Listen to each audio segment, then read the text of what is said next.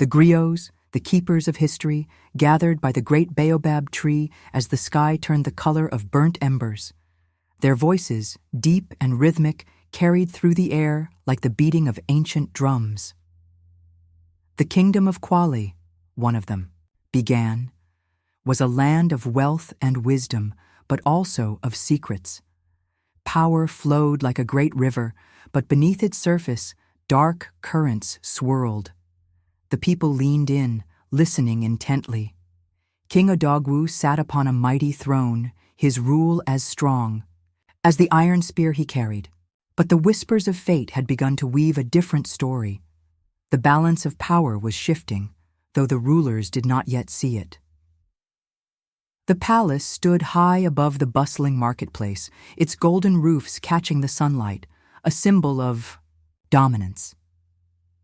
Within its walls, decisions were made that shaped the fate of the kingdom. The nobles walked its corridors, their footsteps silent, their words sharper than knives. Power was a game they played well, and only those with noble blood were allowed to move the pieces. But beyond the palace gates, in the heart of the marketplace, life danced in a different rhythm. Women haggled over the price of yams, children ran barefoot through the dust, and griots sang of warriors and fallen kings. The air smelled of roasted maize and burning incense, and laughter rose like birds into the sky. Two worlds, one kingdom. The palace belonged to those who held power. The marketplace belonged to those who lived unseen. And then there was Nala, a girl without a place, a girl without a name. She walked the palace halls, her head lowered, her hands always busy. To the nobles, she was no more than a servant, a shadow, moving between rooms, sweeping floors, pouring wine. They did not see her, and that was their mistake. For Nala watched. She listened. She remembered. She knew which generals whispered of rebellion. She knew which elder had secret dealings with the merchants of the East. She knew which guards took bribes in the dark corners of the palace. She knew because no one saw her. But Nala was more than a servant. She was the daughter of Queen Effia, the woman they had erased from history. Her mother had ruled with wisdom, but the council had betrayed her, stripping her name from the scrolls, casting her into the shadows. Nala had been hidden away as a child, raised among the palace servants, taught to keep her silence. She had lived unseen, unheard, but she was not blind. She had spent her life studying the game, watching the way the pieces moved, and she knew that one day she would have her turn. Now, the lion lay dying. King Odogwu, the mighty ruler, once feared, across the lands, now gasped for breath in his chambers. His once powerful hands trembled, his voice barely more than a whisper. Outside his room, his sons and advisors gathered like vultures, waiting for his final breath. Ekene stood at the front, his arms folded, his face carved from arrogance.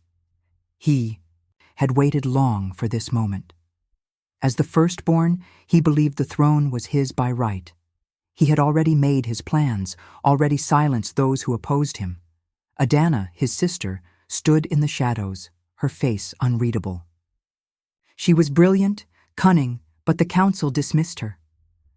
"A woman cannot rule," they whispered among themselves. The gods did not shape a woman's hands to hold the weight of a kingdom. Adanna heard their words, but she did not bow. "Let the council choose their king," she murmured, "but I will not kneel to a throne stolen from me." The struggle for power had begun. The high priestess was summoned, her robes flowing like river water, her eyes dark as the night. She raised her hands, and the room fell silent. "The gods have spoken," she said. "A shadow walks among you. She, who is unseen, will decide the fate of the throne." A murmur spread through the hall. Some turned to the corners, as if expecting a ghost to emerge. Others exchanged uneasy glances. Who was this unseen force? A spy? A curse? A traitor? Nala stood among the handmaidens, her hands folded before her, her face calm. But her heart pounded. Was it her? She had lived in the shadows her whole life. Now had the gods called her into the light? The council met in secrecy that night. They did not believe in omens, but they believed in control. "If there is a shadow among us, we must hold its reins," one elder said. "A spy," another muttered. "We need a spy, a girl of no importance, a girl who moved unseen." Their eyes fell on Nala. "She will serve as Adanna's handmaiden," the head elder decreed. "She will listen, she will watch, and she will report back." "To us," Nala bowed her head, obedient, silent, exactly as they expected. But inside, she smiled. They thought they were moving a pawn. But pawns, when played wisely, could change the entire game, and the game had just begun. The griot's voice softened, his words like embers drifting into the night air. "Ah, but did they not know?" he whispered. "Even the smallest shadow, when placed in the right light, can cast the longest darkness." And so the game was set. The kingdom would never be the same again. The kingdom of Kwale trembled under the weight of an unseen storm. The air in the palace was thick with secrets, the scent of burning incense barely masking the whispers that clung to the walls like restless spirits. Prince Ekene paced within his chambers, his fingers gripping the hilt of his sword. His father, the mighty King Odogwu, was dying, and with him, the last barrier standing between Ekene and the throne. He was impatient. His hands craved the weight of the crown, his mind already shaping a kingdom ruled by fear, not by law. His spies moved. Through the palace, their ears tuned to every conversation, their eyes sharp as hunting birds. A single word against him, a glance too long in Adanna's direction, and a man could disappear into the night, never to be seen again. The elders saw his cruelty, yet they did not speak. Better a king with a strong hand than a queen with an eye. Soft heart, they murmured among themselves. The throne was never meant for a woman. In the council chambers, the elders met under dim torchlight. Their robes, embroidered with the symbols of their ancestors, rustled as they shifted uneasily. "A woman cannot rule," one said. "She is the river, not the rock," another added. Princess Adanna sat before them, her jaw tight, her gaze unyielding. "I am neither river nor rock," she said. "I am fire." But fire, they believed, was dangerous. Fire could burn the hands that shaped it. They had already decided. She would be exiled or forced into marriage, her power sealed in the binding of tradition. She would not sit on the throne. Nala stood in the shadows, unseen but listening. She had always listened. That was how she survived. While tending to Adanna's chambers, her hands smoothing the fine silk of the princess's robes, her ears caught a murmur from beyond the carved wooden screen. "The prince has ordered it," a voice whispered. "She will not live to see the coronation." Nala's heart pounded. She should have stepped away, pretended not to hear.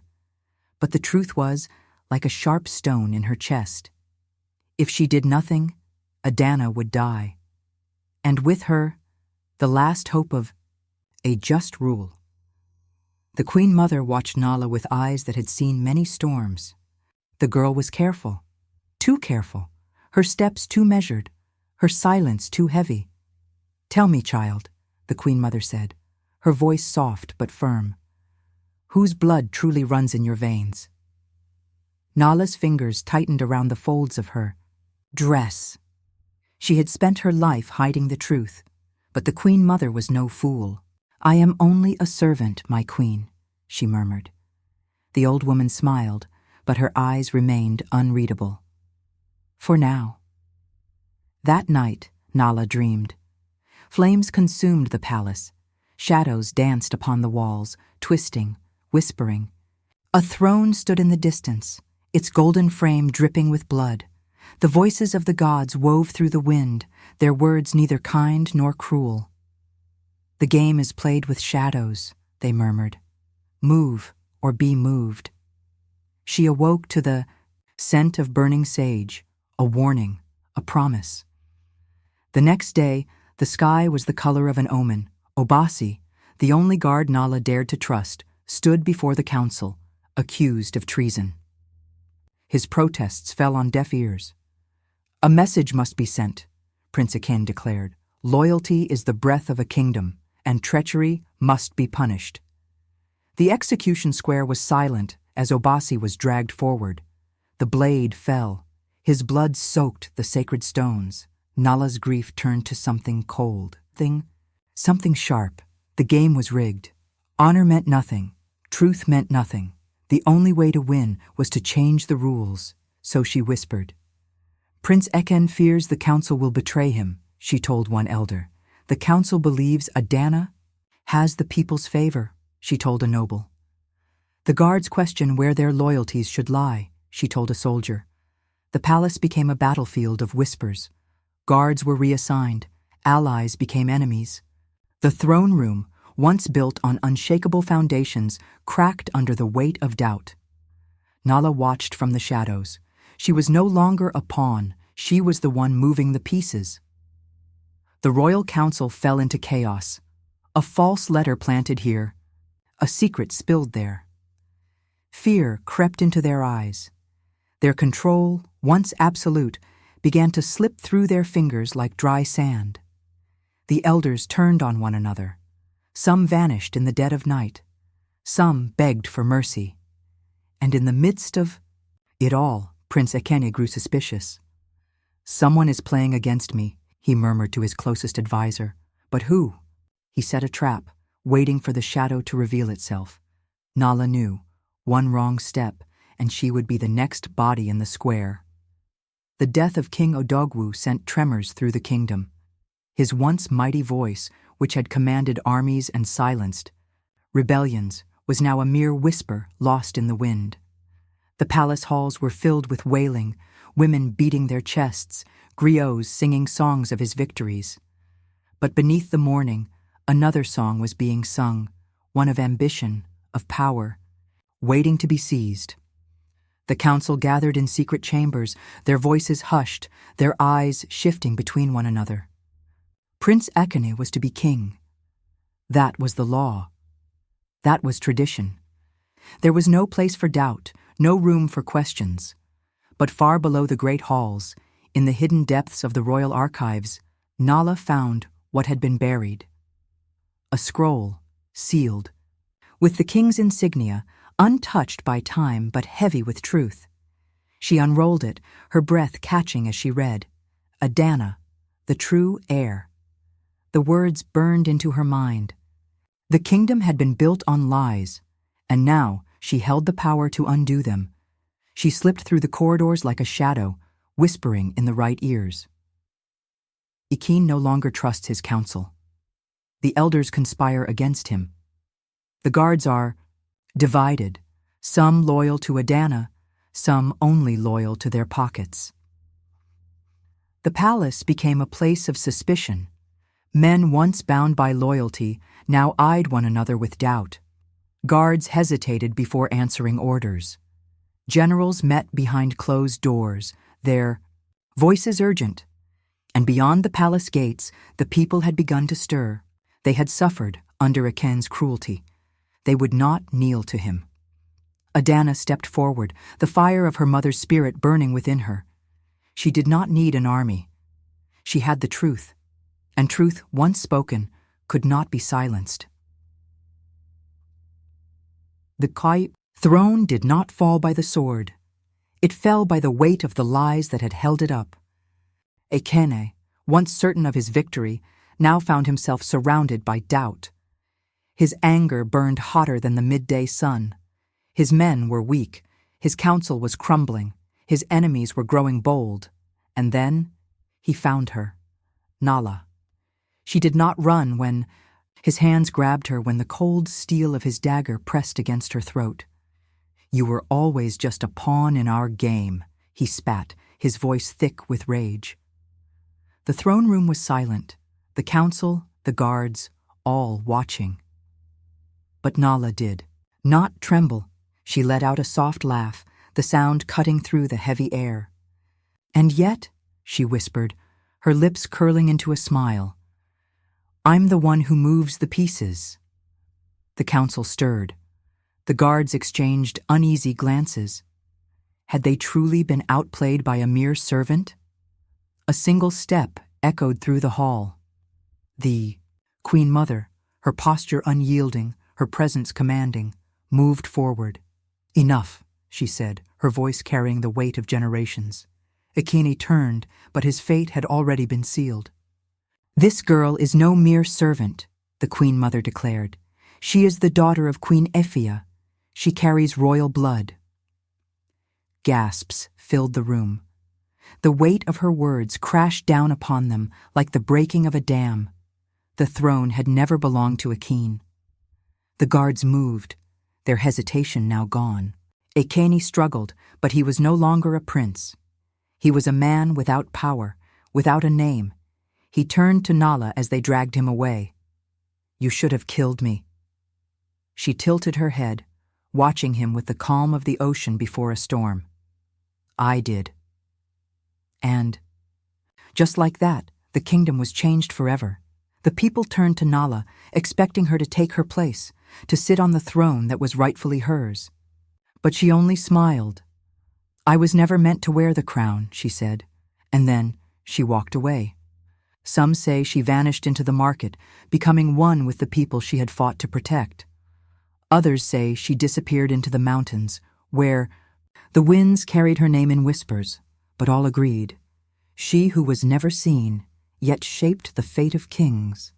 The sun rose over the kingdom of Kwale, its golden rays stretching across the land as if washing away the darkness of the past. The palace gates, once guarded with fear and suspicion, now stood open, welcoming the voices of the people who had once been silenced. The reign of terror had ended, and in its place stood a ruler no one had expected, Princess Adanna.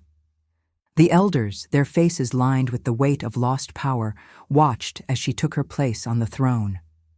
They had doubted her, dismissed her, fought to keep her from ruling. But now, as she sat before them, there was no more questioning. She was the ruler Kwale needed. Her first decree echoed through the grand halls, breaking chains that had held the people in place for generations. No longer shall a woman be denied. "Her place in this kingdom," Adanna declared. "Wisdom, not blood, will determine a ruler's worth." Gasps rippled through the court. Some nodded in silent approval, others clenched their jaws. But none dared challenge her. The times had changed. The laws that once bound daughters to silence, that forced them into exile or into the shadows, were no more. The old ways had crumbled beneath the weight of truth, and so the people embraced their new queen, not out of fear, but out of hope. Far beyond the palace walls, in the villages where the market drums never ceased, a different name was spoken: Nala. Some called her a trickster, others a phantom. Some said she had been a mere servant who dared to play in the games of kings. Others swore she was more than that.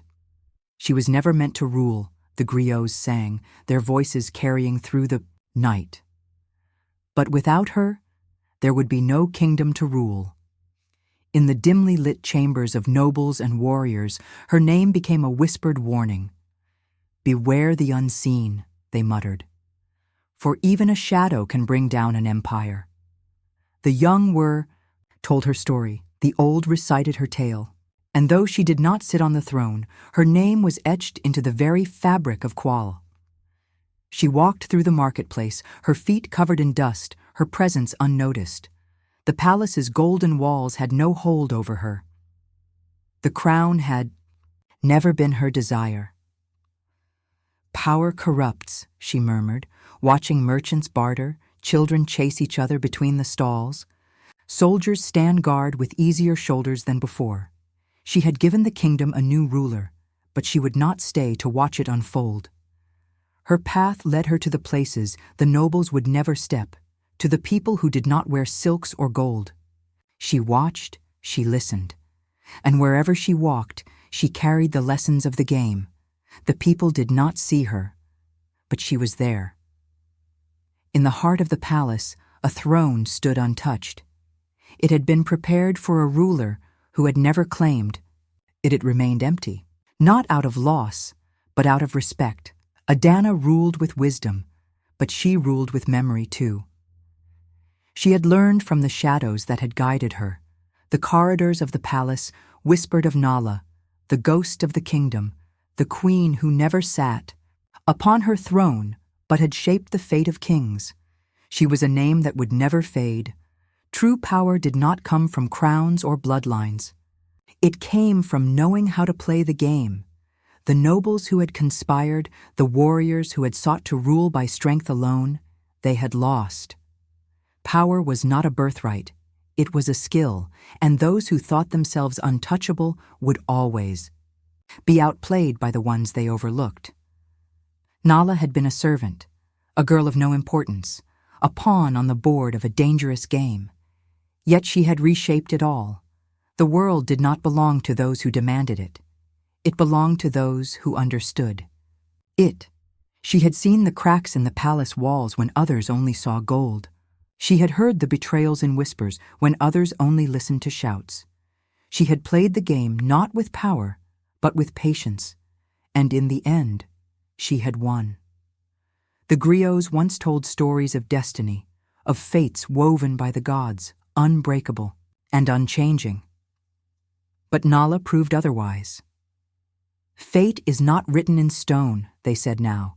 It bends to the will of the bold.